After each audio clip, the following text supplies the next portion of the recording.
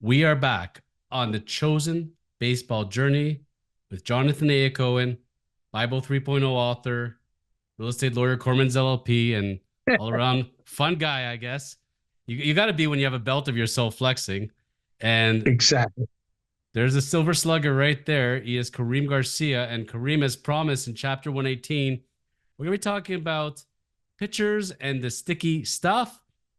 And apparently, the New York Mets have the almost exclusivity on this, and their pitchers are getting into a little bit of sticky trouble over there, aren't they? They are, unfortunately.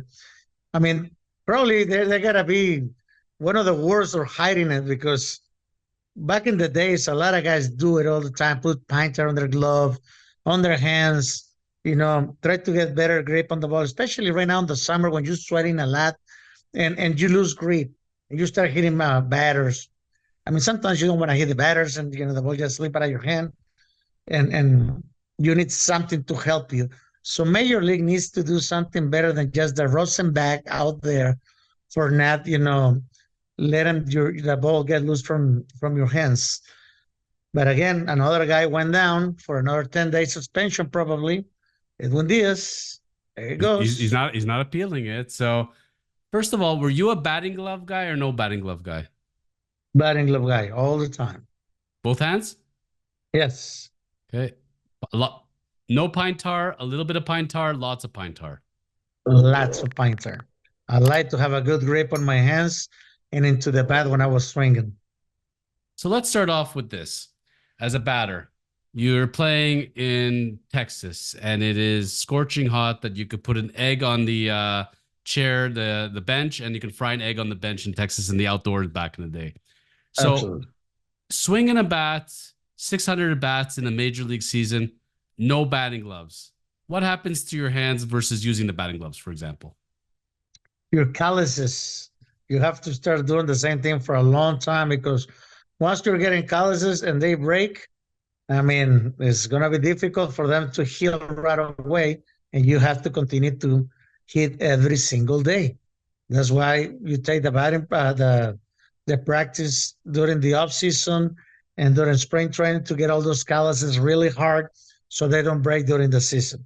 The other thing I did a lot when I was playing, and this a guy, I want to say Dave Hollins, he teach me this. I want to say him, or I can't remember the other I was. But anyway, you put rosin, you put pine tar, and then you spray a little bit of alcohol into your hand. And it's so sticky that you can put your hand with a baseball like this, and it will stick into your hand.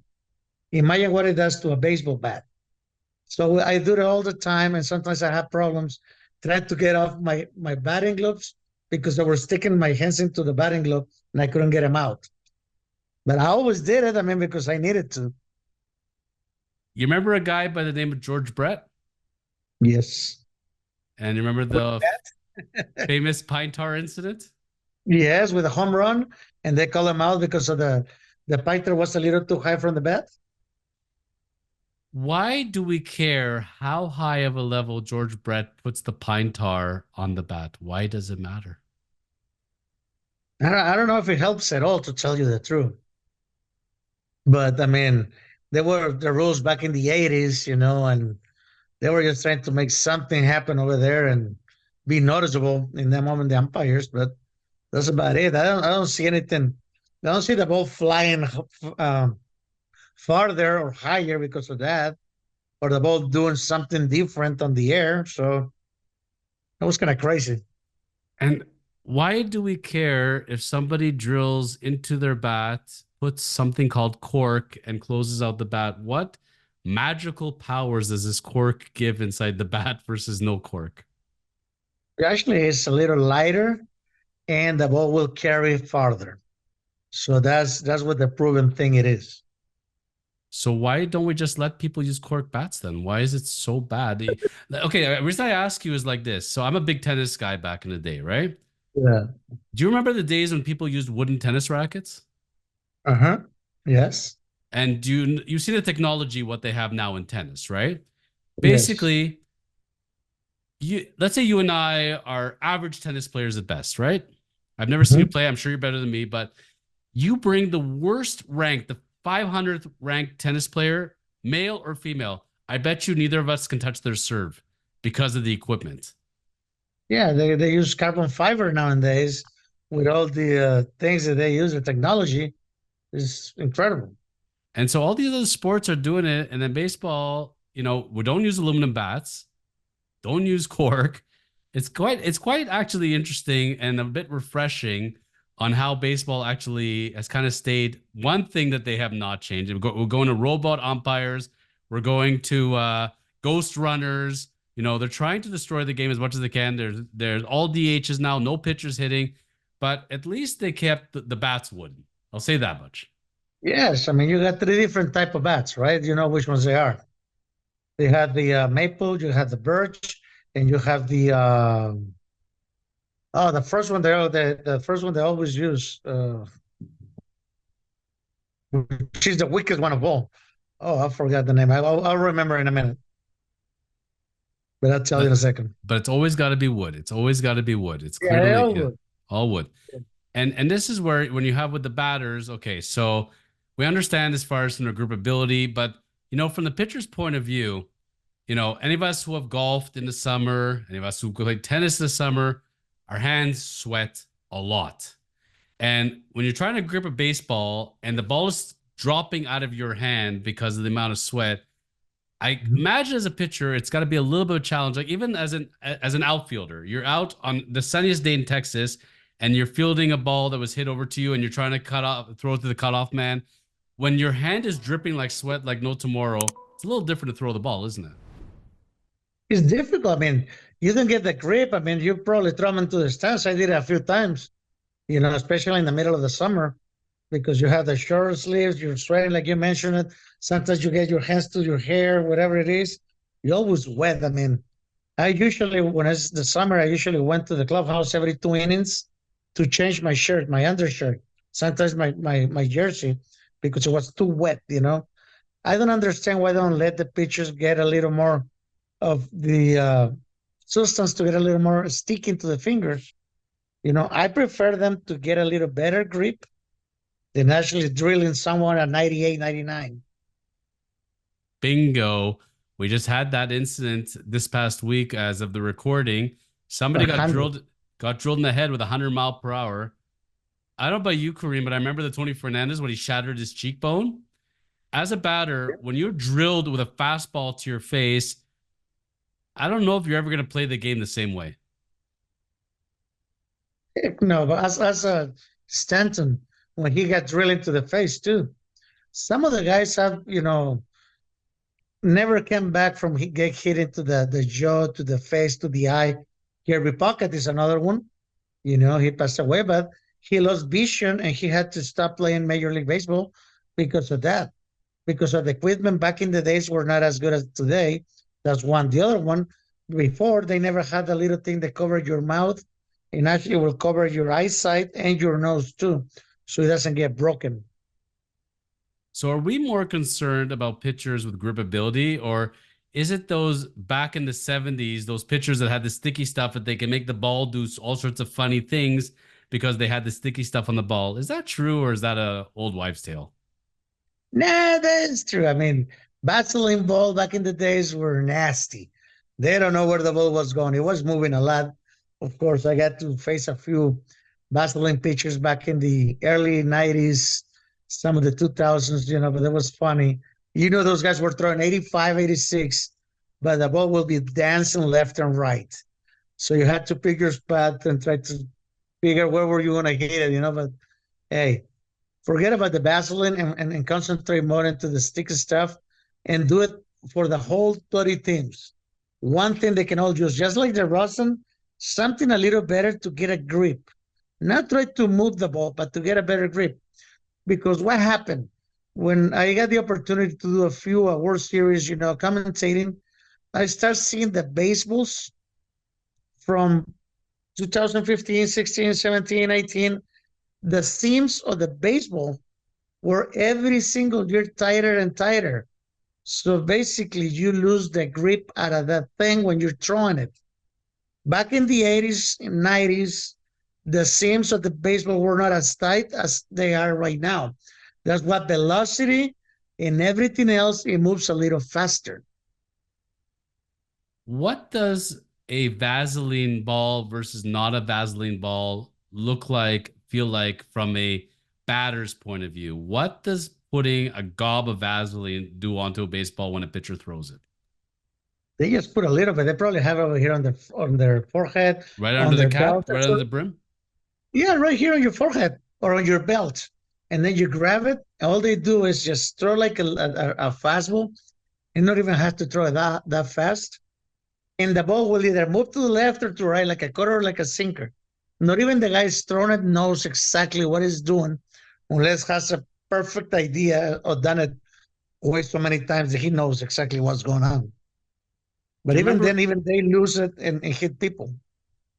that's the scary part of it? Do you remember any of those Vaseline pictures off the top of your head? Yeah, a couple of them, but I won't say them. It's okay. Yes. Well, but now we're in this day and age, and we come. Okay, so let's start with Ronel Blanco. Okay, so Ronel Mm-hmm. Blanco on the Astros throws a no hitter right away. I threw him on my fantasy baseball team, and he's had a very good year for the Astros. Not on my team now. I got frustrated with him for getting suspended. So as punishment for getting suspended, I kicked him off my team. Also, I run a very tight ship, by the way.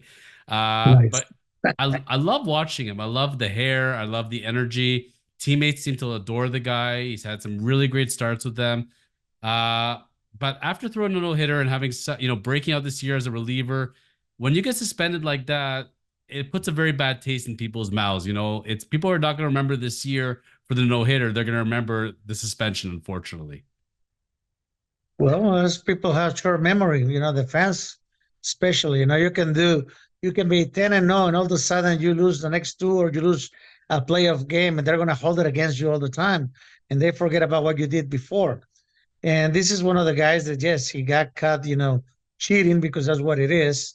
But I don't know, maybe he didn't have the best stuff or he made a mistake. But I don't think anyone that is putting painter on your fingers, on your hands, are making a mistake. They know exactly what they're doing because sometimes it's either too hot or you just don't have your stuff and you need a little help.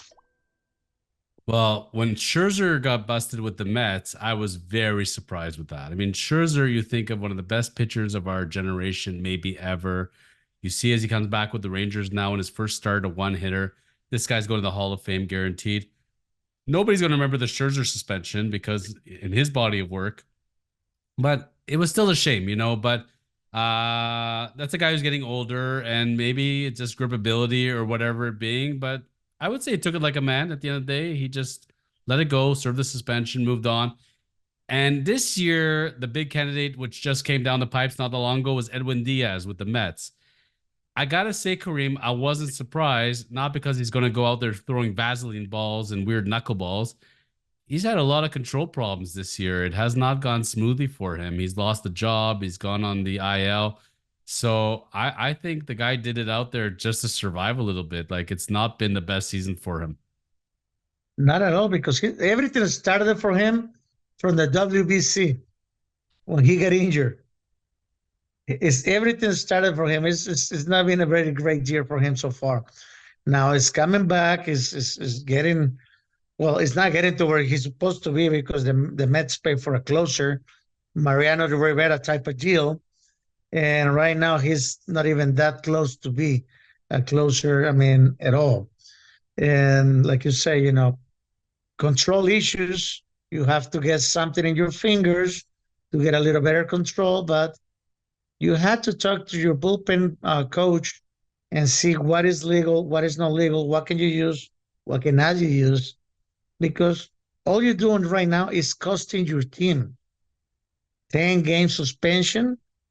It's not only you that's getting punished. It's the Mets.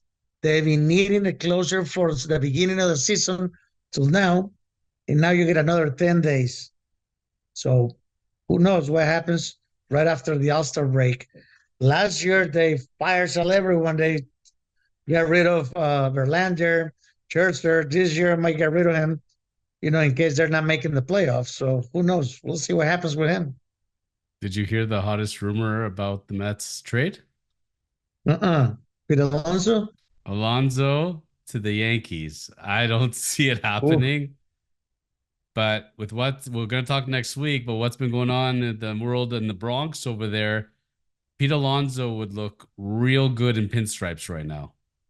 Yeah. Just saying. Just saying. And this has been the world of closers. This is one of the things that I love closers. I love the idea of closers, but the reality is it's pretty silly to pay $100 million for a closer. It really, really is. Like, again, a closer to me, that's like, what do you call a country star, a country music star, a failed rock star? What do you call a closer? A failed starter.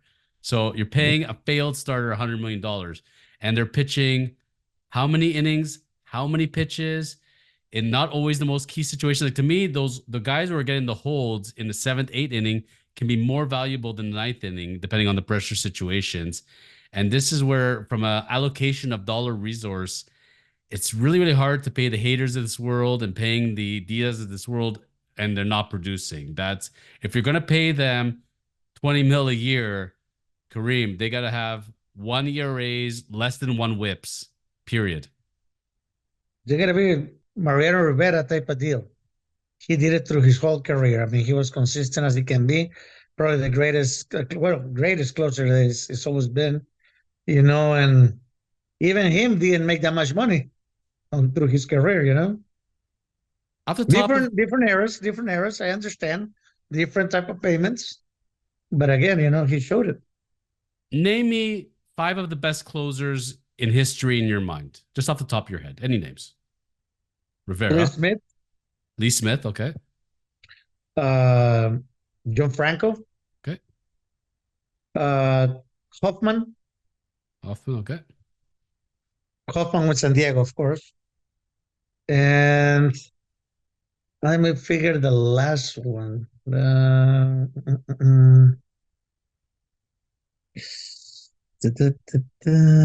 Well, it's difficult to get five. You know what I'm saying? Yeah. No, that's okay. There's so many of them, but you hit a couple of names that were in my head, so I want to touch upon them. Lee Smith, John Franco, perfect examples. Okay.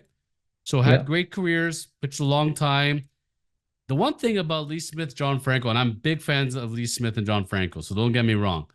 But these are the kind of guys that could easily strike out the side and pitch 2 or 3 innings, as they could give up the grand slam, walk a bunch of guys. They were never, in my mind, the lockdown. There's always a blip here, a blip there. There's years where they could have an ERA of 3.2, 3.5, and they were human. The only guys that really stick out to like were video games robots were literally Mariano Rivera and Hoffman, Trevor Hoffman. And this is why the awards I are got named another after one. them. That's why the awards are named after them. So, Kareem, I'm Yes. going to ask you, man, are we ever going to see another Mariano Rivera in our generation? It will be difficult. It might skip a generation. But hey, Dennis Eckersley was pretty good too. Also, a very, very failed starter. But Yes. but he had that weird sidearm thing going, but he made it work. I've asked Steve Carsey this question. I'm going to ask you as well. Remember a guy by the name of Chad Cordero? Yes, I remember him. What do you remember him for? Chad Cordero was an outfielder, ain't he? I played with Chad Cordero. No, Chad Cordero, the closer on Washington. The guy. Oh no, then I don't remember. I'm Okay. thinking about someone else, somewhere different. There's been a couple Corderos in MLB for sure. Yeah. But Chad Yes. Cordero was the guy on Washington, and he had that straight brim cap. Okay. And he was groomed as a closer from college. And so my thinking is, as we look into the future, are the true closers in MLB are the ones that are groomed from high school, college to be closers? Or is it still the guys that were starters and failed starters that became closers? Well, I think they got a grooming from the college bath. It's a couple starters that went to closing and come back to starting. They were great. John Smoltz is one of them. Dave Stewart, if I recall, he was a closer too, isn't it? Oh, I think he closed a few games Maybe near with the the end of the A's. career, but Smoltz was definitely one that came back as and had that second career, so to speak. And Yes. yeah, and Dennis Eckersley was starter and went as a better reliever or closer. yeah. What And, did I and want to remember? and now we're seeing a lot of guys relievers turn starters. So it's interesting where all this goes, but again, with all the injuries and everything else, there's a lot of pressure to get those contracts, and with the pitch counts, and the time limits and everything else, the rules that they change in baseball. I think we're going to see more sticky stuff as time goes along. It's getting harder and harder to be a pitcher successful in MLB, and especially when the dog days of summer are going to come. I think we're going to see more of these Diaz's, more of these Blanco situations, Kareem. I'm going to bet as we get into August. You will, but you have to. Major League is going to have to step in and do something about it. Do something for the pitchers because the summer is not as easy, especially in in the West Coast, which is really hot. If you go to Arizona, even though the stadium is closed, LA is kind of nice, but some other places around there is really hot. Even Philadelphia was hot. Oh, and by the way, we forgot to mention in the NL West, San Francisco. Yes, you did. That's one team I forgot. And by the way, yes, Trevor Bauer would be at least there also. Just saying. Just saying. This has been the Chosen Baseball Journey, talking about sticky baseball stuff and reason to use Vaseline on baseballs. And we're going to come back next week. We're going to look in on the New York Yankees, plus a whole bunch of pitchers that are coming back and going again, and figure out what the heck is going on with these elbow injuries. Stay tuned. We'll see you back next week.